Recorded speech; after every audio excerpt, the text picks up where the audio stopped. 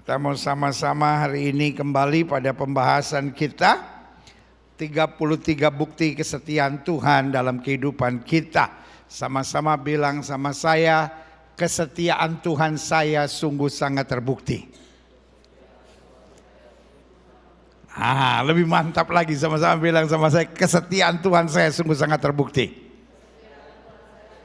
Yes, saudara-saudara yang ada di rumah, ketik di live chat saudara, kesetiaan Tuhan saya sungguh sangat terbukti. Yes. Jangan yang di rumah cuman nonton-nonton saja, ya kan. Saya percaya ibadah itu adalah sesuatu di mana kita harus interaktif di dalamnya. Karena ibadah baik ada di gereja maupun di rumah masing-masing, kita bukan cuma duduk, ya kan, tapi kita ada di dalamnya dan menikmatinya. Yang setuju katakan amin. Daud bilang begini, kecaplah dan lihatlah bahwa Tuhan itu baik.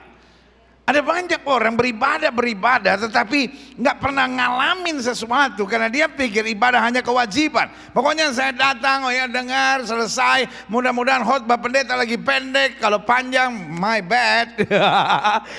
Tetapi saya percaya ibadah itu kita kecap, lihat, rasakan Tuhan itu baik. Amin. Saudara yang ada di rumah, ketik di live chat saudara, kesetiaan Tuhan saya sungguh sangat terbukti. Saudara yang ada di gereja, sama-sama bilang sama saya, kesetiaan Tuhan saya sungguh sangat terbukti. Yes. Nah, bukti kesetiaan Tuhan, kita masuk pada sesi yang ke-14 ini.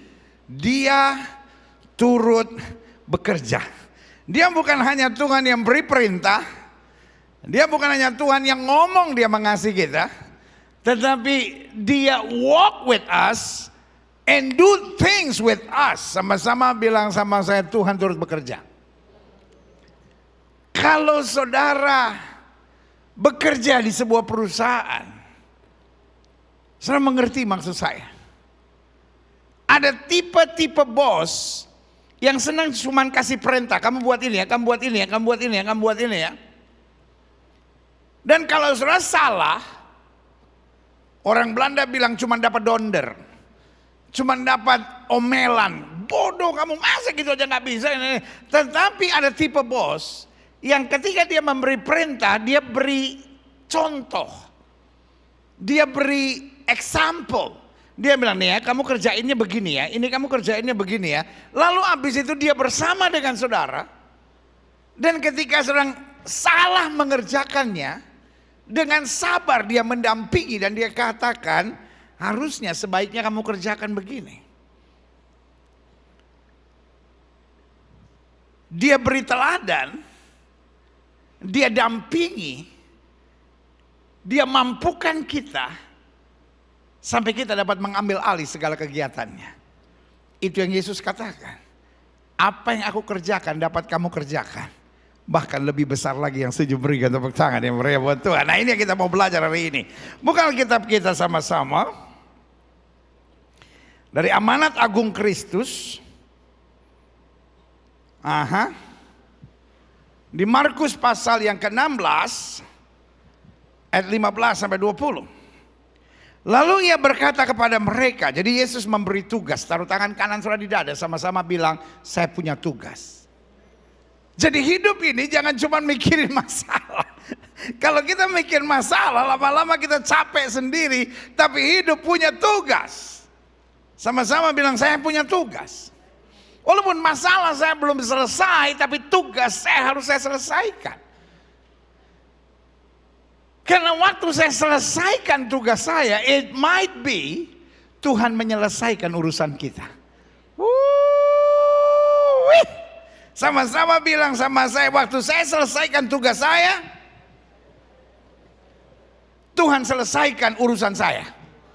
Yang setuju berikan tepuk tangan yang meriah buat Tuhan. Amin. Iya kan? Kadang-kala kita sibuk nyelesain urusan kita, dan urusan kita nggak beres, tugas kita tambah kacau. Makanya Yesus bilang begini. Lalu ia berkata kepada mereka, pergilah ke seluruh dunia, beritakan Injil kepada segala makhluk. Sama-sama bilang sama saya harus mengabarkan Injil. Saudara yang mengikuti dengan ibadah online, ketik di live chat saudara, saya harus memberitakan Injil. Lalu dia berkata kepada mereka, pergilah ke seluruh dunia, beritakan Injil kepada segala makhluk. Siapa yang percaya dan dibaptis akan diselamatkan. Tapi siapa yang tidak percaya akan dihukum. Masalah percaya atau tidak percaya bukan urusan kita. Karena Alkitab bilang tidak ada seorang pun dapat mengaku Yesus Kristus Tuhan kecuali oleh Roh Kudus. Sama-sama bilang sama saya, tugas saya bukan merubah orang. Saudara pernah jenuh gak dalam pelayanan melayani orang, kita pengen dia berubah, borok-borok dia berubah tambah jahat lagi saudara-saudara. Sampai kita pikir, gua kayaknya gak ada urapan.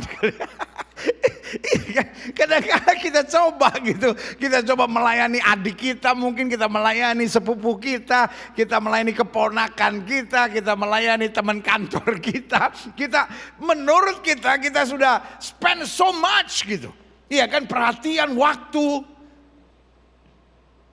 kadang-kadang take for dinner gitu ya kan, kadang-kadang menurut kita udah korban banyak, dia lagi susah kita pinjemin duit lagi, nggak dikembaliin. Kita pikir it's okay, itu my ministry, for him, for her gitu ya kan. Tapi lama-lama kita jadi jenuh sendiri karena kita pikir ini orang kok nggak berubah-berubah sih. Sebenarnya yang kasih dalam Tuhan, tugas kita bukan merubah orang.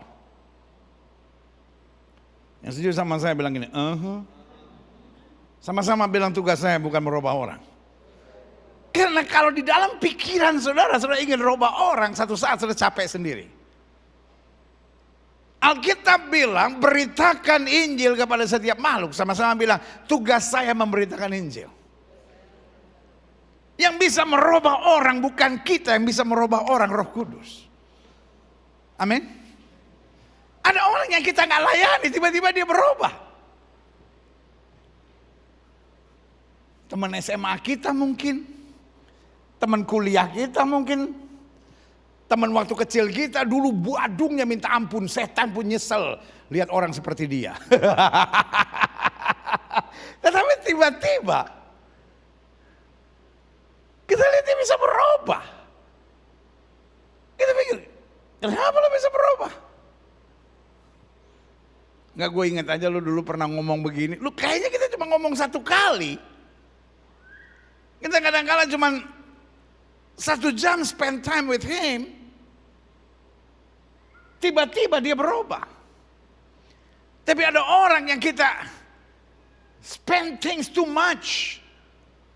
Waktu, tenaga, uang, effort.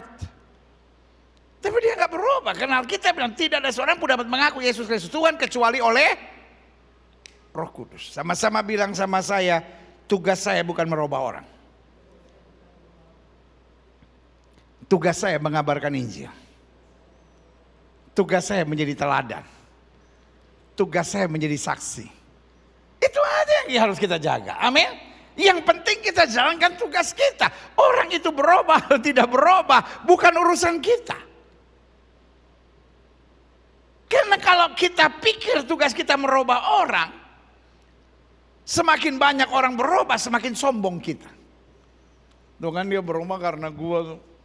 Bayangin semenjak gua jadi orang Kristen, udah 15 orang lo percaya Yesus. Lo semenjak lo jadi Kristen 20 tahun belum ada ya, masih ada yang gak beres dalam hidup lo. Kita jadi suka menghakimi orang.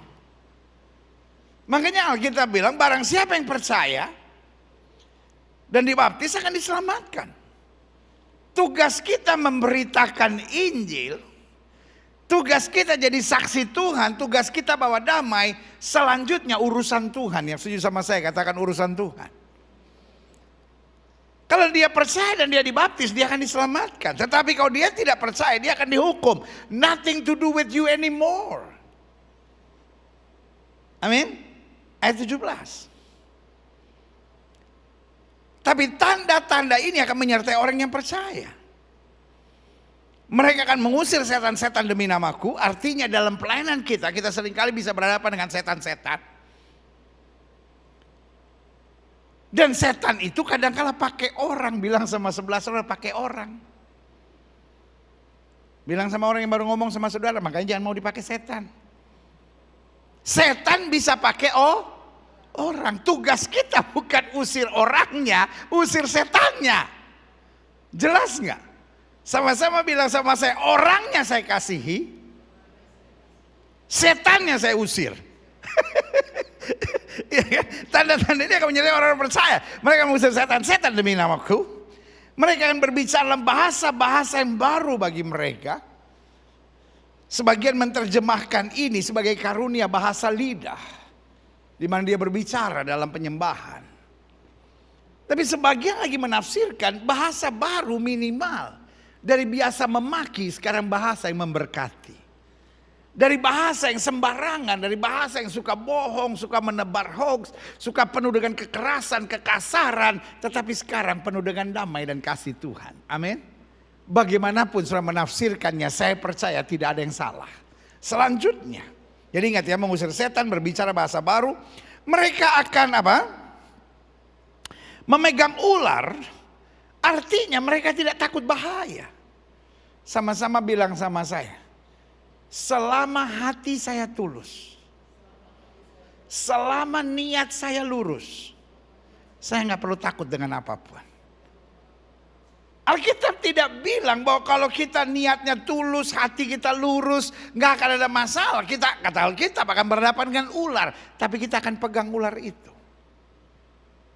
Saudara pernah nggak ketemu teman yang kayak ular gitu? Kalau ular biasa, cari kayu ketok kepalanya selesai, saudara. Ular yang dipegang itu ular binatang tuh gampang. Yang repot manusia yang kayak ada yang liatin saya gitu.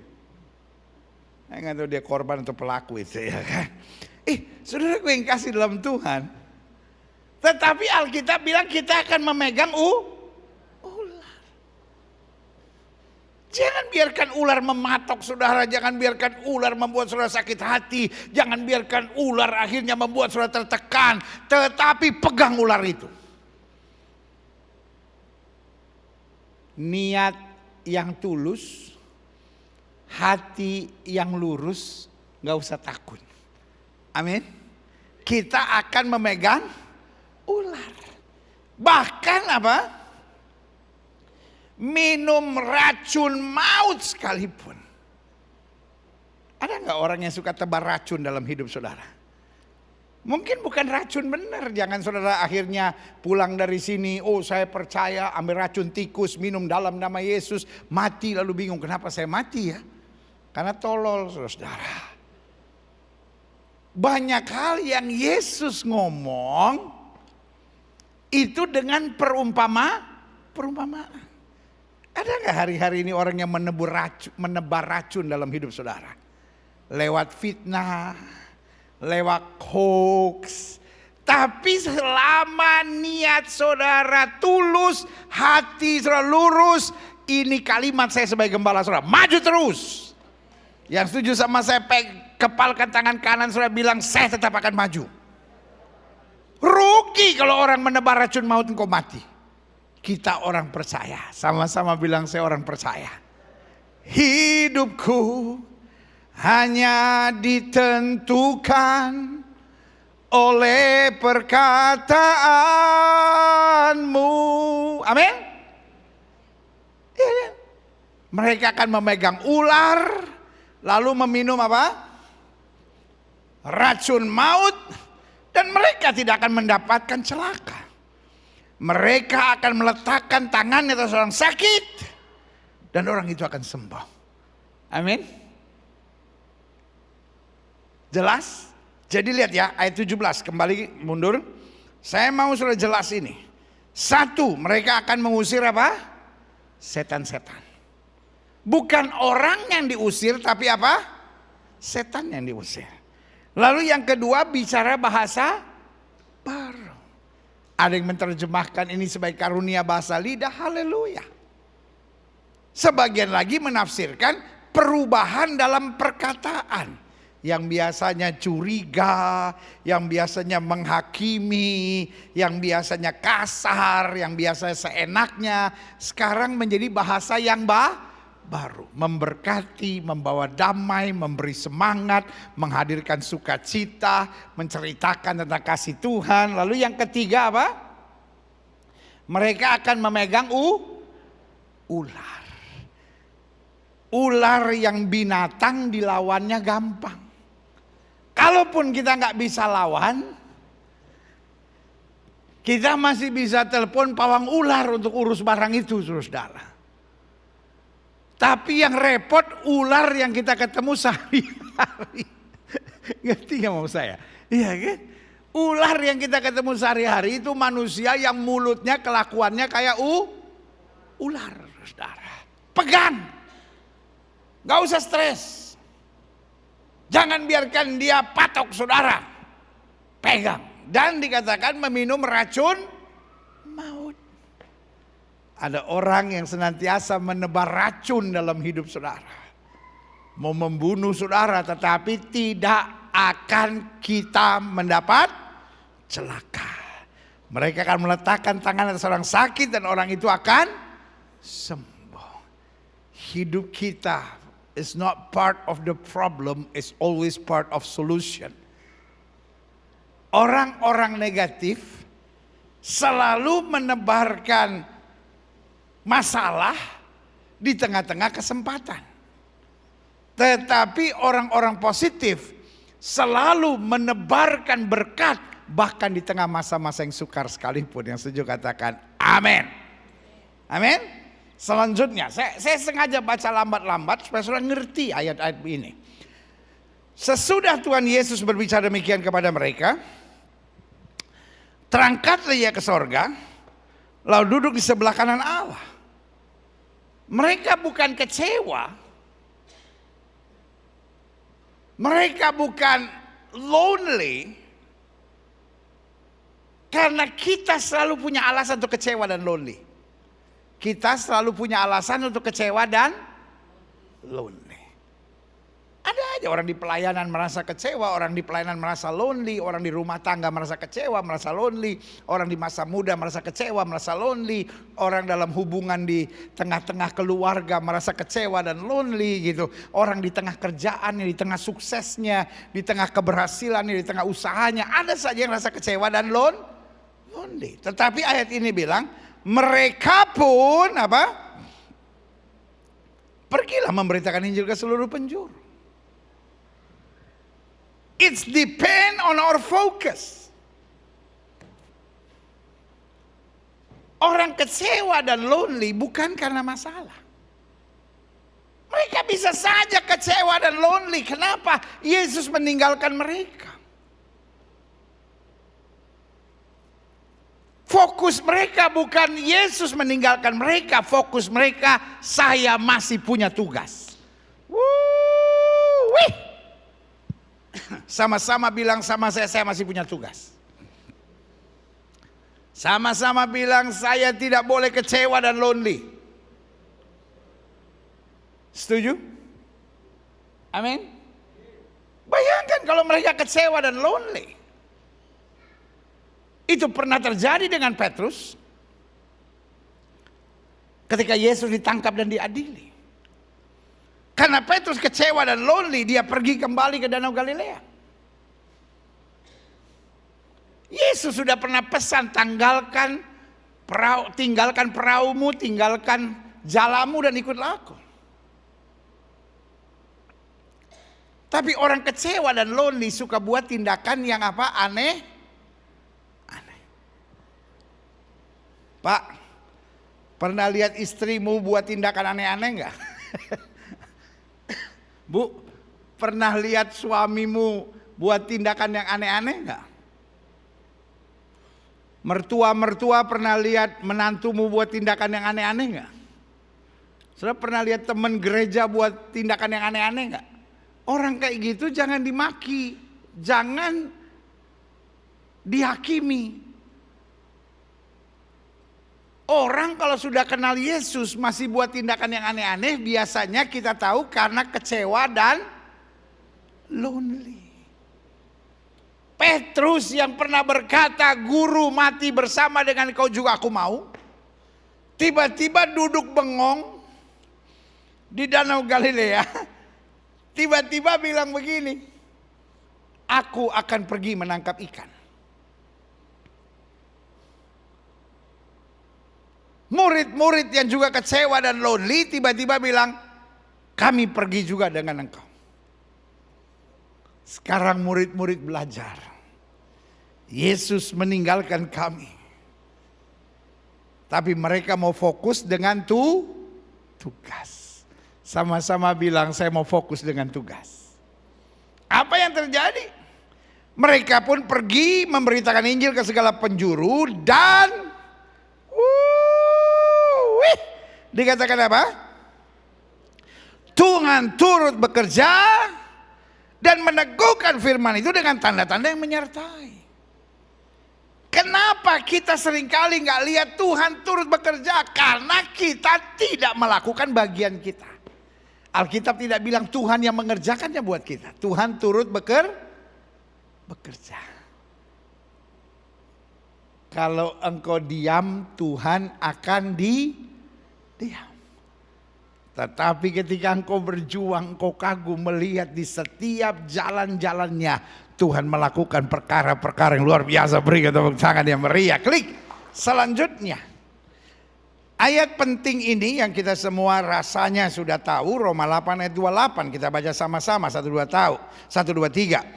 Kita tahu sekarang bahwa Allah turut bekerja dalam segala sesuatu untuk mendatangkan apa? Bukan mendatangkan kemuliaan bagi Tuhan, mendatangkan kebaikan bagi mereka yang mengasihi Dia, yaitu bagi mereka yang terpanggil sesuai dengan rencana Allah. Tuhan tidak turut bekerja untuk kesenangannya. Tuhan tidak turut bekerja untuk kemuliaannya. Tapi Tuhan turut bekerja untuk sama-sama bilang sama saya, kebaikan saya. Siapa yang setuju sama saya? Amin. Yang setuju sama saya katakan untuk kebaikan saya. Haleluya. Klik. Selanjutnya saya pelajari. Kesetiaan Tuhan dibuktikan dengan sangat jelas bahwa Dia betul memberi perintah dan aturan buat kita. Tetapi Tuhan yang turut memberi perintah dan aturan adalah Tuhan yang memastikan bahwa Dia secara aktif turut bekerja. Makanya Alkitab bilang perintah Tuhan itu tidak berat. Orang yang gak menyadari kebenaran ini akan merasa perintah Tuhan itu berat. Masa orang menyakiti saya harus saya ampuni? Karena kita pikir kita semua yang harus berjuang. Orang fitnah saya mesti diam, nggak bisa dong. Saya mesti klarifikasi. Kalau perlu ada klarifikasi, biar Tuhan yang klarifikasi. Amin. Orang udah jahatin saya masih mesti tetap ngampunin. Enakan dia dong. Gak bisa pendeta, saya harus balas. Kalau harus ada yang balas, biar Tuhan yang balas. Amin. Kalau Tuhan yang balas, lebih beres urusannya. Kalau kita yang balas, belum tentu beres, malah tambah kacau saudara. Setuju? Sama-sama bilang Allah turut bekerja. Kalau saudara masih merasa melayani Tuhan itu berat, saudara masih merasa melakukan perintah Tuhan itu berat, saya khawatir saudara belum ada pada level rohani di mana saudara mengerti Allah turut bekerja. Amin. Karena saudara merasa bekerja sendiri. Setuju? Karena saudara merasa berjuang sendiri. Saya mesti ngampunin, saya mesti ngalah, saya mesti berkorban, saya mesti begini, saya mesti begini. Tetapi waktu kita sadar Tuhan yang turut bekerja, baru kita rasakan nikmatnya berjalan bersama Kristus. Makanya Daud berkata, kalaupun 1000 rebah di sisi kiriku, 10.000 rebah di sisi kananku, itu tidak akan menimpaku karena Tuhan yang akan bekerja bagi aku. Berikan tepuk tangan yang meriah. Selanjutnya saya catat di sini. Kalau Tuhan turut bekerja, dia turut bekerja dalam apa? Satu, dalam memproses kita, agar kita mengerti potensi serta karunia di dalam kita, serta makin disempurnakan. Persoalan kita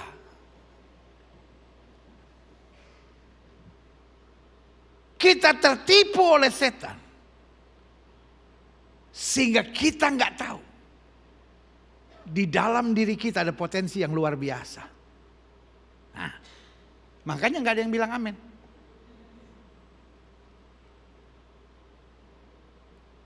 Sama-sama bilang sama saya, di dalam diri saya ada potensi yang luar biasa. Sama-sama bilang sama saya, di dalam diri saya ada potensi yang luar biasa. Jangan sudah pikir ada badai sedikit sudah stres. No. Kan hari-hari ini semua kalangan sedang bicara resesi, kesulitan.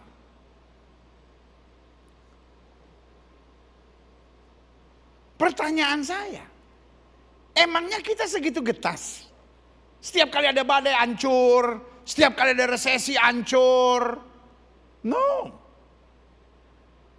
Kalau kita nengok ke belakang, cukup masalah yang sudah kita lewati.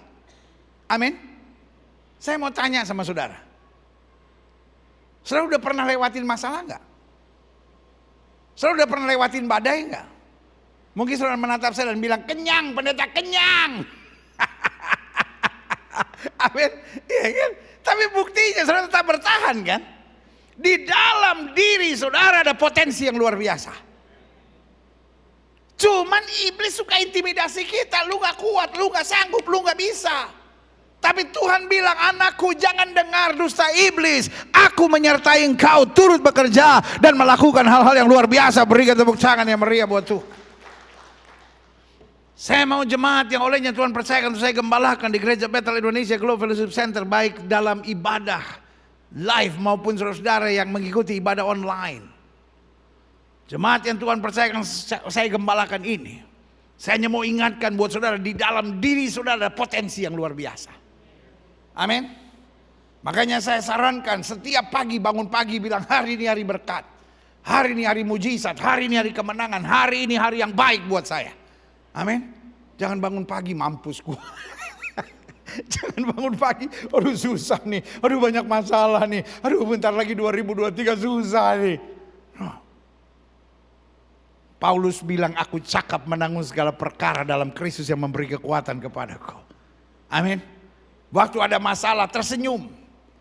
Waktu diomongin orang tersenyum. Waktu menghadapi badai tersenyum. Aku akan melihat kemenangan besar Tuhan sediakan. Berikan tepuk tangan yang meriah. Yang kedua, dia turut bekerja dalam apa? Yang pertama, memproses kita. Kita diizinkan lewat badai-badai kehidupan.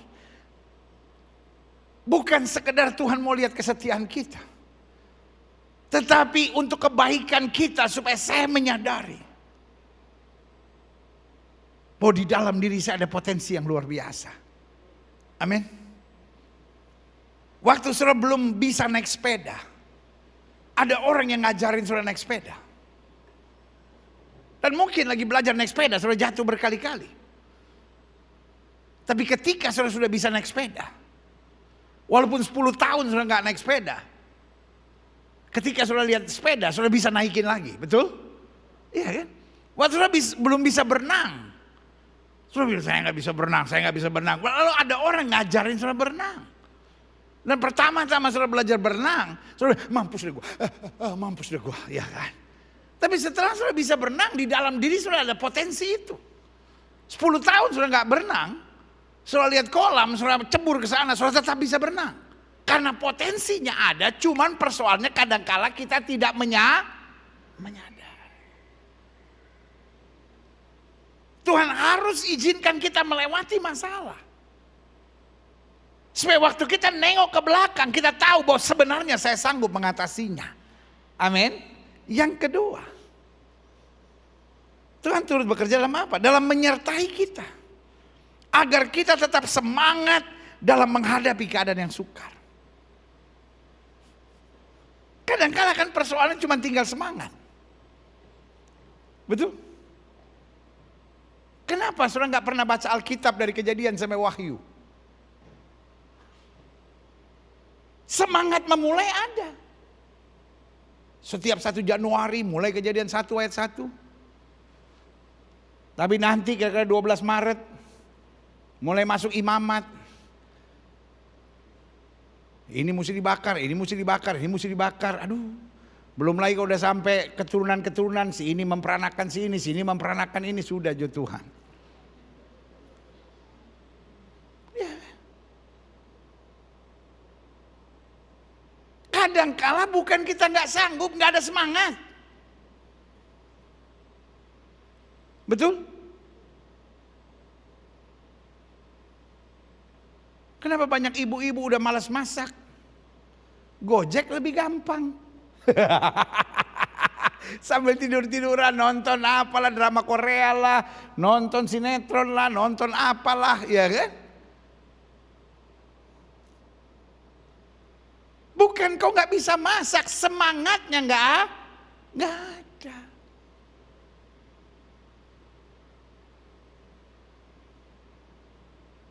Kadang-kala bukan kita nggak ada waktu untuk olahraga, semangatnya yang tidak ada. Tapi waktu kita sadar Tuhan turut bekerja, kita akan bersemangat.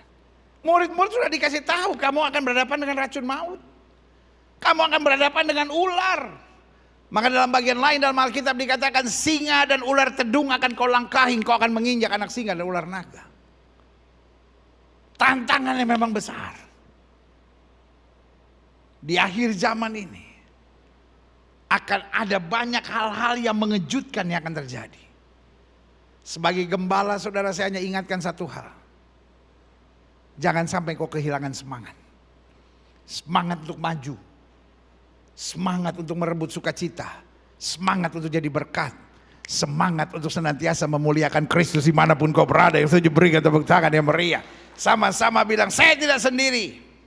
Selanjutnya, dia terus bekerja dalam apa?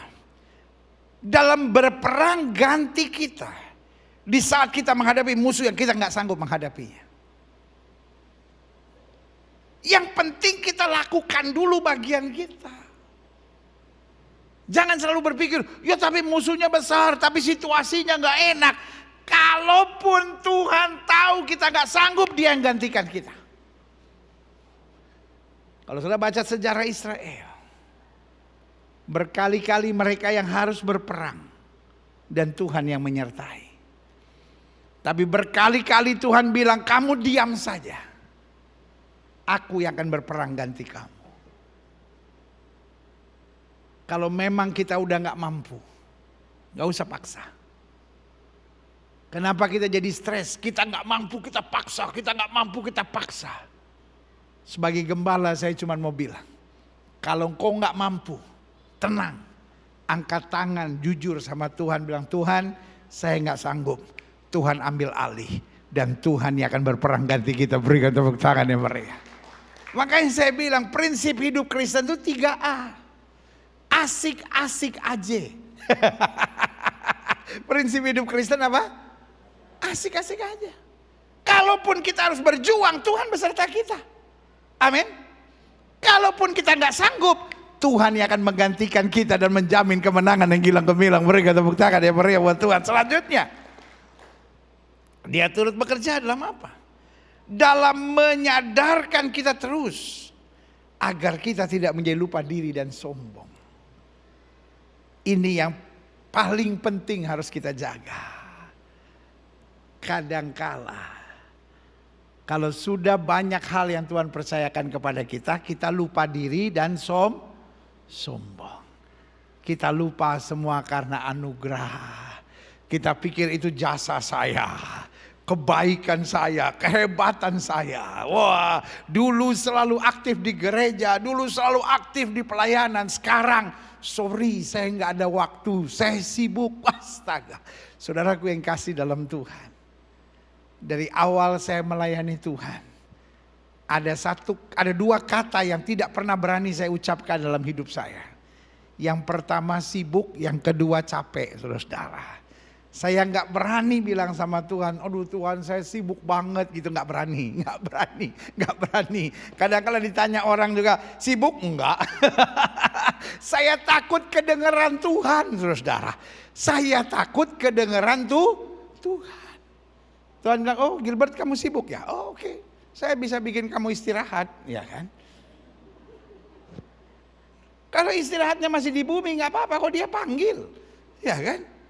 Trompet bunyi, tret, istirahatnya di sorga, repot saya, iya kan? Itu pun kalau semuanya berangkat, kalau cuma setengah.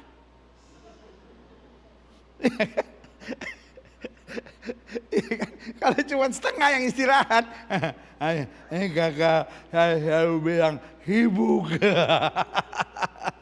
Makanya yang kedua, saya tidak pernah bisa bilang capek sama Tuhan. Ya, buat saya cuma simple.